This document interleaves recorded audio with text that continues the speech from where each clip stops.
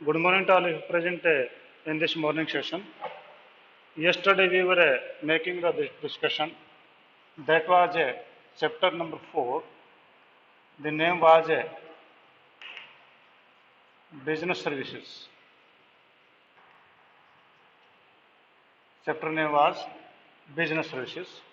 This chapter was in progress, and yesterday we have discussed the insurance points. That was there was four type of the insurance. That insurance were the life that insurance were life insurance, fire insurance, marine insurance, and health insurance. We have made the discussion on these points. And now, yesterday we also discussed the difference between life insurance and general insurance. Today we will discuss the difference between life fire and marine insurance. तो हम तीनों के बीच में जो difference है हम उनको जो है देखेंगे। तो हम एक जो पूरा वो चार्ट हम बना लेते हैं इस प्रकार से। ये हमने बना दिया जी चार्ट। ये हम सबसे पहले लेते हैं बेसिस ऑफ डिफरेंस, ठीक है जी, जिन बेस पे है। नेक्स्ट हम लेते हैं लाइफ इंश्योरेंस,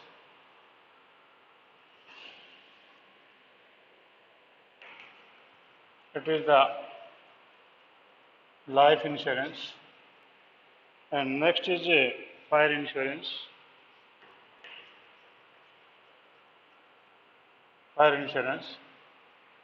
और लास्ट हम जो ले लेते हैं वो आपके पास में है मैराइन इंश्योरेंस।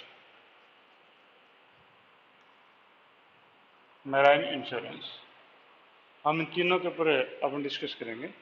तो सबसे पहले हम ले लेते हैं जी आपका सब्जेक्ट मैटर। आपका जो सब्जेक्ट मैटर है वो क्या होगा।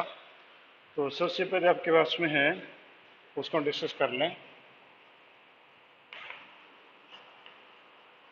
सब्जेक्ट मैटर में the subject matter of life insurance human life. यहाँ पर आपका सब्जेक्ट मैटर है वो ह्यूमन लाइफ है, यानी ह्यूमन लाइफ का जो है इसमें हम इंश्योरेंस करते हैं। Subject matter is human life. जबकि आपका सब्जेक्ट मैटर फायर इंश्योरेंस में है वो आपका है subject matter is any physical property और एसेट, यानी यहाँ पर कोई एसेट और हम कहें प्रॉपर्टी, ये जो है आपका सब्जेक्ट मैटर है इसके अंदर। और जबकि उसके अंदर आपका सब्जेक्ट मैटर है वो आपका शिप, कार्गो, या हम कहें फ्रेट या फ्रेट, इनमें से कोई एक जो है आपका मैटर होगा। यानी कि आपका जो लाइफ इंश्योरेंस क्यों लिया जाता है उसका सब्जेक्ट मैटर क्या है, उसमें ह्यूमन लाइफ के लिए लिया जाता है, उसमें एसेट या प्रॉपर्टी के लिए लिया जाता है, उसमें शिप के लिए, कार्गो के लिए या फ्रेट के लिए हम इंश्योरेंस लेते हैं। Next element,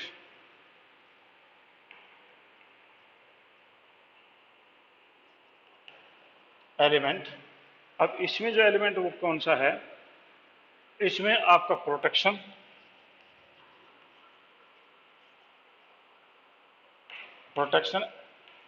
and investment.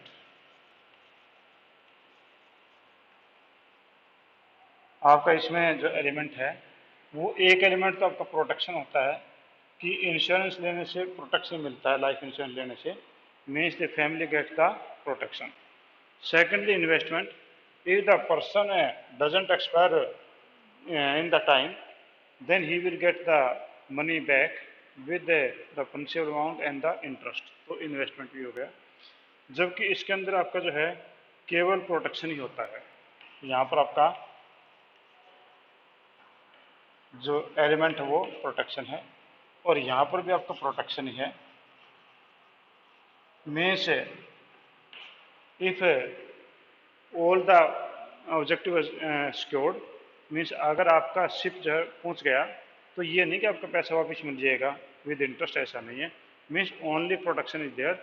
If there is any loss in that case you will get the compensation, otherwise you will get nothing. ठीक है जी, तो यहाँ पर आपका प्रोटेक्शन है। नेक्स्ट आपके पास में जी इंश्योरेबल इंटरेस्ट, इंश्योरेबल इंटरेस्ट, आपका जो इंश्योरेबल इंटरेस्ट है, तो यहां पर कहता है कि must eight the time of taking policy, must be at taking of policy. आप जब पॉलिसी लेते हैं उस समय आपका जो ये जरूरी होता है, ठीक है। जबकि आपका जो फायर इंश्योरेंस में ये कहता है interest must be present at the time of taking policy as well as time of loss, यानी बोथ टाइम आपका इंटरेस्ट होना जरूरी है, बोथ टाइम्स का मतलब at taking policy and at the time of loss. जबकि इसके अंदर जो है insurable interest must be at the time of loss, at the time of loss. यहाँ पर लॉस के टाइम में जो है आपका इंश्योरेबल इंटरेस्ट होना जरूरी है कि जिस बंदे के पास में वो एसेट होगी वो उसी को मिलेगा, ठीक है जी। नेक्स्ट आपका ड्यूरेशन, आपका इसमें जो ड्यूरेशन है वो आपका क्या होगा, तो इसमें आपका ड्यूरेशन है normally 5 to 30 years, 5 to 30 years, या होल लाइफ भी हम बोल सकते हैं, होल लाइफ की पॉलिसी भी आजकल आ गई है, उसके अंदर जो है ये आपके होल लाइफ का होता है। जबकि ये आपका आता है only 1 year, for only 1 year, ये जो है आपका केवल 1 ईयर का होता है, जबकि ये केवल जर्नी का होता है, ठीक है।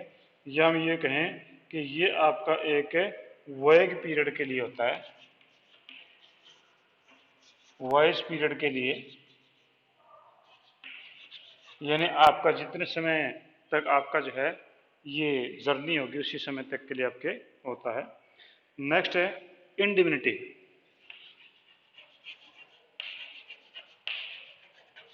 इंडिमिनिटी यानी इंडिमिनिटी का मतलब मैंने आपको बताया भी था, indemnity means to make up the loss only, not the matter of a profit और not the matter of a investment. तो आपका इंडिमिनिटी की बात कहें तो इंडिमिनिटी में जो है यहाँ पर जो है not apply, not apply means indemnity principle not apply, human being has no cost, it means we can't make up their loss। जबकि इसके अंदर जो है आपका इंडिमिनिटी अप्लीकेबल है, यहाँ पर जो है अप्लीकेबल है, इंडिमिनिटी अप्लीकेबल है, और यहाँ पर भी आपका इंडिमिनिटी अप्लीकेबल है। मीन्स यहाँ पर जो है आपका जो लॉस हुआ है अगर आपके मैरिन इंश्योरेंस में तो भी पैसा मिलेगा, जितना लॉस हो उतना इसमें उतना ही मिलेगा, पर इसका कोई अंदाज़ा नहीं है, ये जितना अमाउंट एश्योर्ड है उतना ही मिलेगा, ठीक है। Loss measurement, loss measurement, loss measurement, no measurement, इसमें कोई लॉस का मेजरमेंट नहीं होता है, क्योंकि यहाँ पर जो है लॉस से कोई लेना देना नहीं है, ठीक है जी। तो यहाँ पर लॉस मेजरमेंट आपका नहीं होता है, इसमें आपका लॉस मेजरमेंट होता है, मेजरमेंट होता है, और इसमें लॉस मेजरमेंट होता है how much loss you suffered you will indemnify, तो लॉस मेजरमेंट आपका होता है। Surrender value,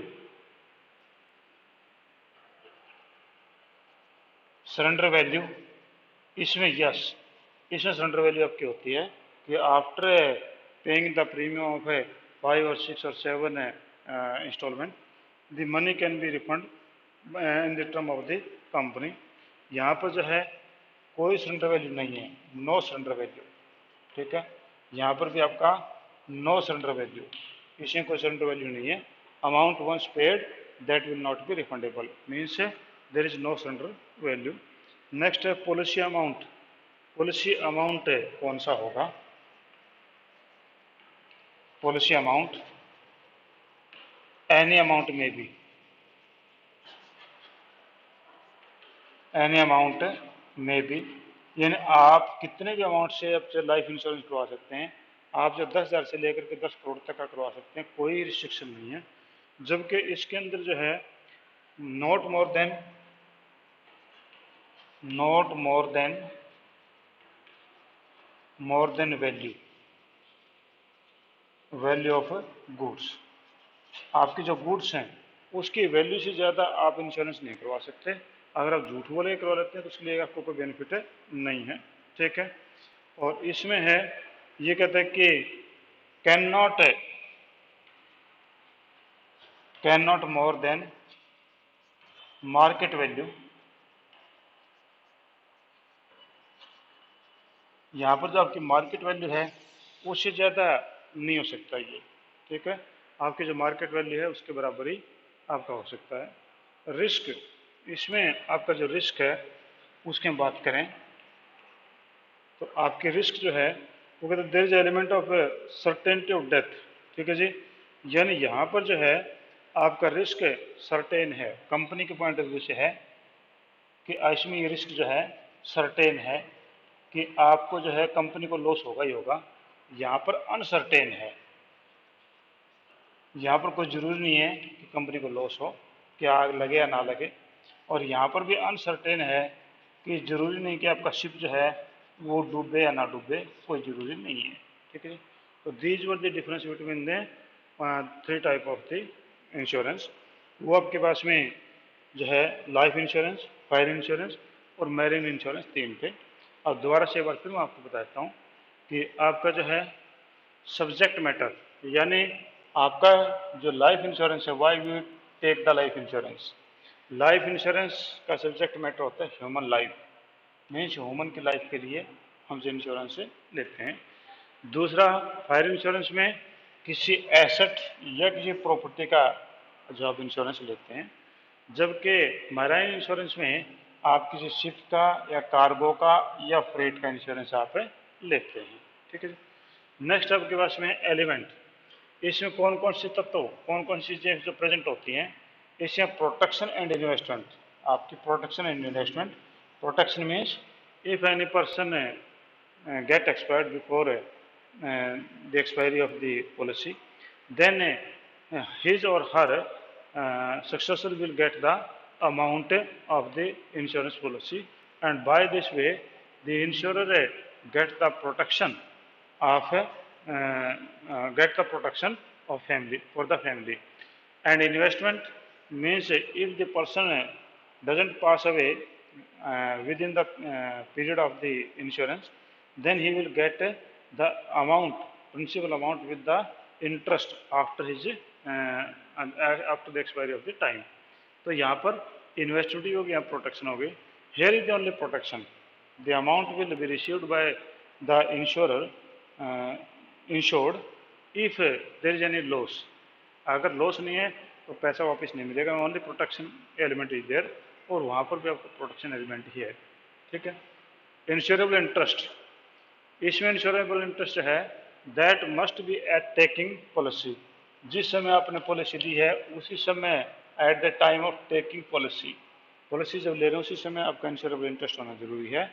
after it insurable interest may not be there, as I have quoted you the example, if a person who has got insured insurance of her wife at the time of taking policy, he has the interest, but after taking the policy there could be a dispute and there may be a divorce, and after the divorce there is no interest in the life of her wife, his wife, then the if his wife expires, and in that case he will get the full amount of a policy, उसको पूरा पैसा जो मिल जाएगा, क्योंकि उसका जो है taking policy के टाइम में इंटरेस्ट होना चाहिए। और इसमें बोथ टाइम, फायर इंश्योरेंस में जो है there must be interest in both of the time when the taking the policy and when there is a loss, तो दोनों समय में होना चाहिए। उसमें at the time of loss, कि अगर आपने पॉलिसी कोई भी ले सकता है, after taking the policy this material can be sold out while it was in transit, and the owner can be changed within the time being.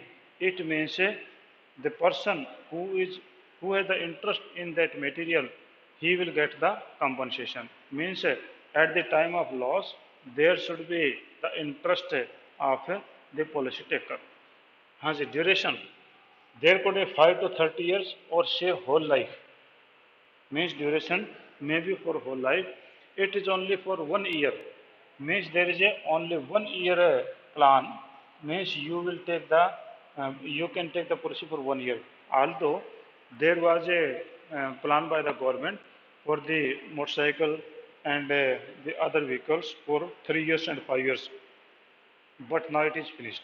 पहले जो है कुछ समय के लिए 3 साल और 5 साल के लिए इंश्योरेंस कंपलसरी कर दिया था, तो ड्यूरेशन जो 1 ईयर की बजाय वो लंबा हो गया था, तो it is an exceptional case.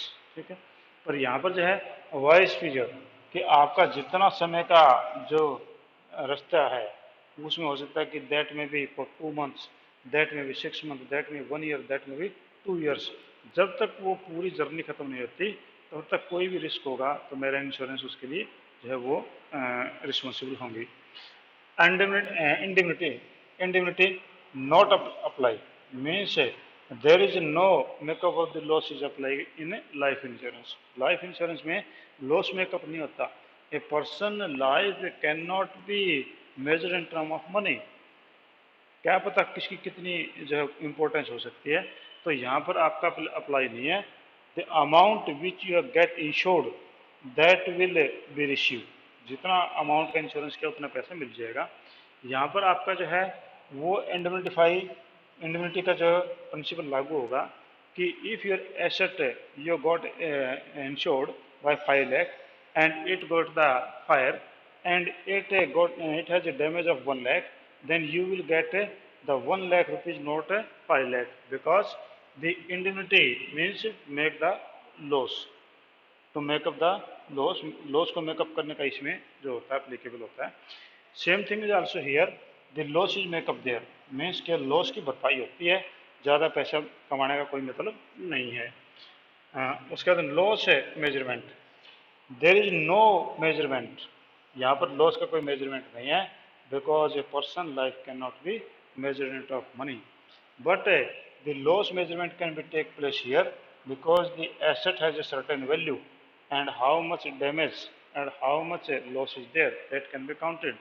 And in marine insurance there is also applicable of a loss, means there could be measurement of loss. And the next surrender value, it has surrender value, means if you have deposited a 5 or 6 installment of insurance and then you surrender it that I doesn't want to continue it, please refund my money, in that case money can be refunded. But in fire insurance no money can be refunded, and same thing is also in marine insurance. Once you have taken the policy, your money cannot be refunded. Next is policy amount. Policy amount, any amount may be, means you can take the policy for rupees 10 lakh, 1 lakh to from 10,000 to any amount, means a person can take the life insurance from any amount. But in fire insurance not more than the value of goods, means if your asset is rupees 1 lakh, you can take the policy of rupees up to 1 lakh. If you get insured by 2 lakh by telling lies, then you will have no profit, means you will get nothing, only you will get identify the loss only। ये लोग loss ही कब पैसा होगा, अगर आपके 1 लाख के asset वो पूरी डैमेज होगी तो 1 लाख ही मिलेगा, 2 लाख का बीमा करवाएं या ना करवाएं, पर इसके अंदर जो है आप ज़्यादा करवा सकते हैं। ठीक है जी, इसमें कहता है कि can not be more than the market value, means what is the market value of that cargo और दैट मटेरियल, उसके बराबर जो है आपकी इसमें इंश्योरेंस की वैल्यू जो मानी जा सकती है। क्योंकि आपका इसमें जो है क्योंकि कार्गो है, कार्गो में तो आपका माल जो रेट कम या ज़्यादा होते रहते हैं, तो अगर रेट कम हो गए तो कम कंपनसेशन मिलेगा, रेट ज़्यादा हो गए तो ज़्यादा मिल जाएगा। उसके बाद में है रिस्क, इसमें आपका रिस्क सर्टेन है from the point of view of company, means the company will certainly have to pay if the person died before the expiry of the policy, then he will get his family will get the amount of compensation. And if the person doesn't expire during the policy period, then he will get the amount after the expiring of policy. तो दोनों case में company को payment करनी पड़ेगी, तो ये आपका certain है। यहाँ पर अनसर्टेन है, there may not be fire, there may not be fire, broke out of fire, and no compensation to be paid by the company, and there is also uncertain, there may not be accident or there may not be any reason, तो वहाँ पर भी आपका जो है कोई जरूरी नहीं कि वहाँ पर कंपनी को पे करना पड़े, तो वो भी आपका अनसर्टेन है। हाँ जी, एनी पॉइंट, कोई आप पॉइंट इसमें पूछना चाह रहे हैं आप मेरे से पूछ सकते हैं। You can take your problem to me. हाँ जी, कोई प्रॉब्लम नहीं है, तो हम आगे चलें। तो हम उसके बाद में चलते हैं कम्युनिकेशन सर्विसेज। ठीक है, आपने बैंक सर्विसेज देखी, then you have go through the insurance services, now we are going to go through the communication services. ठीक है, तो कम्युनिकेशन सर्विसेज हैं, हम उसके बारे में अभी जो हम डिस्कस करेंगे। तो कम्युनिकेशन का मतलब तो आप समझ ही गए होंगे कि आपका जो टेलीफोन है, it is also mean of communication. Your post, that is also mean of communication, and some other type of the things that helps in communicating each other, that are called as communication services। वो सारे के सारे services आपकी communication service कहलाती हैं, जो आपको communication करने में मदद आपकी करती है। ठीक है जी, तो यहाँ पर आपके कम्युनिकेशन सर्विसेज में आपके जो मेन पॉइंट्स हैं जो हम डिस्कस करेंगे, वो हमारे पास मेनली 2 हैं। First is postal service, second is telecom service. First is postal service,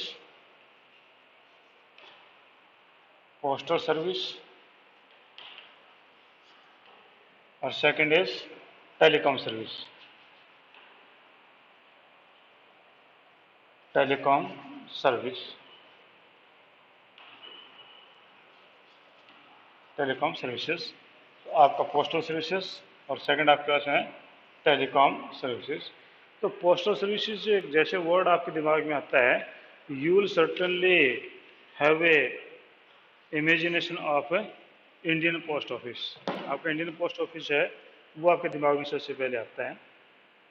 तो इसमें कहते हैं कि government at national and international level provide the postal services. The main feature of postal services, जो आपकी पोस्टल सर्विसेज की main features हैं वो कौन कौन सी हैं, यानी आपके डाकखाने के मेन फीचर्स में कौन कौन सी हैं। पहले आपके पास फीचर है वो आपके पास में है, all the postal service are controlled by the government. Means all postal services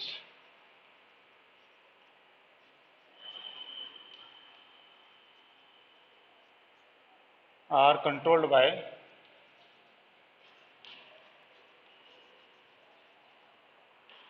government.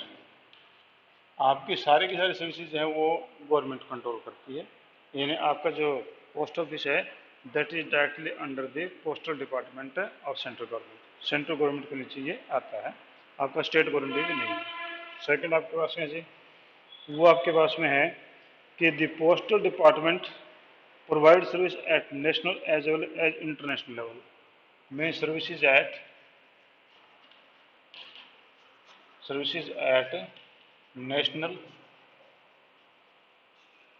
National and international level.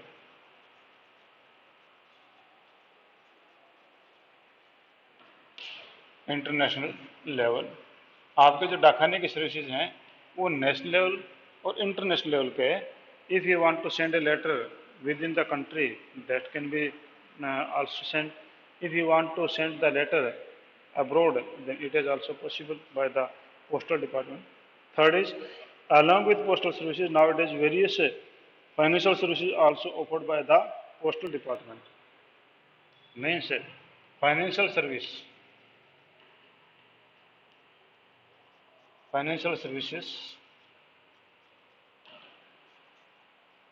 are also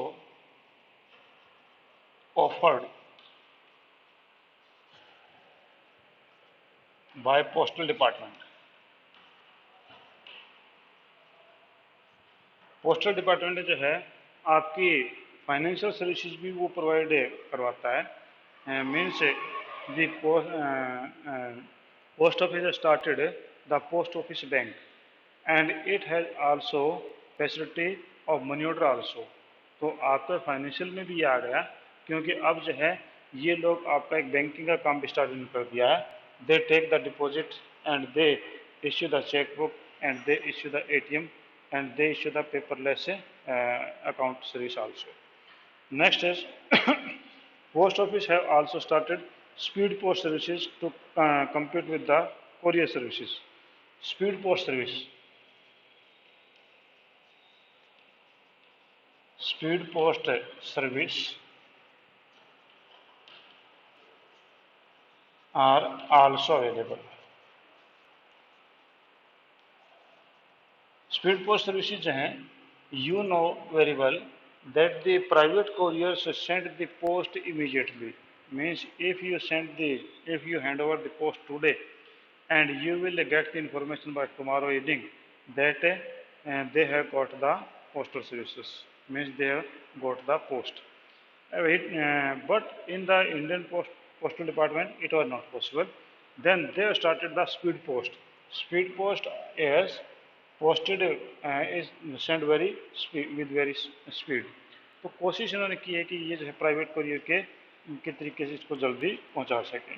ठीक है जी। Next is that is post office also provide an important service of telegraphic communication. Telegraphic communication, telegraphic communication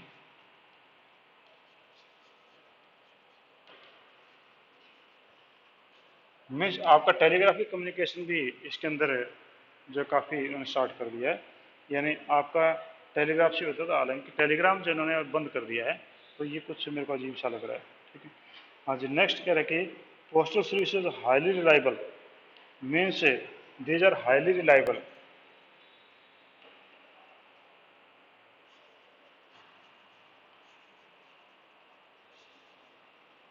ये आपका जो highly reliable है कि यहाँ पर जो है आपका हम मान के चल सकते हैं कि if you hand over any post to the post office that will certainly reach to the receiver. Means it can not believe that there will be no delivery. तो ये आपका जो रिलायबल हम मान के चलते हैं। ठीक है जी। और इसके ये तो इनके फ़ायदे थे। कुछ कमियां थी, तो आपकी जो डिमेरिट्स थी वो मेनली आपकी 2 प्रकार की आपकी डिमेरिट्स हैं। तो मैं डिमेरिट्स भी यही बता देता हूँ। आपकी डिमेरिट्स हैं, आपकी जो डिमेरिट्स हैं वो मैं आपको जब बता देता हूँ वो आपकी डिमेरिट्स कौन सी हैं। तो आपकी जो डिमेरिट्स में देखें तो आपकी सबसे पहले जो डिमेरिट है वो आपके पास है जी slow speed. First is slow speed. Post office has a slow speed means it is not in position to compete the private couriers. Second is bureaucratic nature.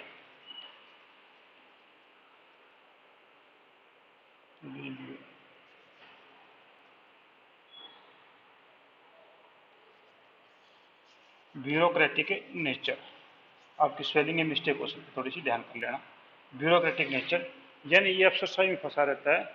Means आपके जो डॉक्यूमेंटेशन है जो इतने होते हैं इसमें कि यहाँ पर जो है ब्यूरोक्रेट से काफ़ी ज़्यादा हावी इसके ऊपर रहते हैं। ठीक है जी। तो आपका जो दोबारा से मैं बता दूँ कि आज हमने डिस्कस किया दैट इज़ पोस्टल सर्विसेज। उससे पहले हमने डिस्कस जो किया था वो डिफरेंस डिस्कस किए थे between the different type of the insurance policies insurance. तो इसमें अभी जो ये आपका था कि all postal services controlled by the government, पहले फीचर ये थी। दूसरा services at national international level means आपके सर्विसेज जो वो नेशनल और इंटरनेशनल लेवल पर सभी पे होती है। तीसरा financial services are also offered by the postal department कि पोस्टल डिपार्टमेंट जो है it has started financial services means it has started the banking also. And third fourth is speed post services also available means to complete the speed post and to compete the private couriers it starts speed post also. Fifth is telegraphic communication, telegraph हालांकि ख़त्म हो चुका है, तो ये भी इनकी solution के पास में थी। और highly reliable means these are highly reliable also means you can be certain that delivery must be there. तो आपका जो ये हाईली रिलायबल भी है। और नेक्स्ट आपके पास था डीमेरिट्स। तो डीमेरिट्स अगर आप देखें तो डीमेरिट्स में पहले आपका था स्लो स्पीड। कि आपकी इसमें स्पीड जो है वो काफ़ी स्लो आपकी जो होती है, क्योंकि इसमें आपके पोस्ट जिस प्रकार से चलती है, what imagination in our mind, उसी प्रकार से लोगों के दिमाग में यही है कि हैविंग ए स्लो स्पीड। और नेक्स्ट है ब्यूरोक्रेटिक नेचर, इसमें सारा काम अफसरशाही के बीच में अटका रहता है। ठीक है जी, तो आज हमने ये डिस्कस किया था और कल हम इसके नेक्स्ट में डिस्कस करेंगे। Any problem to anybody you can ask, किसी को कोई दिक्कत है, कोई पॉइंट आप पूछना चाह रहे हैं तो आप इनसे पूछ सकते हैं। अगर नहीं है तो हम बाद में फिर मिलते हैं नेक्स्ट क्लास में। ठीक है जी, thank you, have a nice day.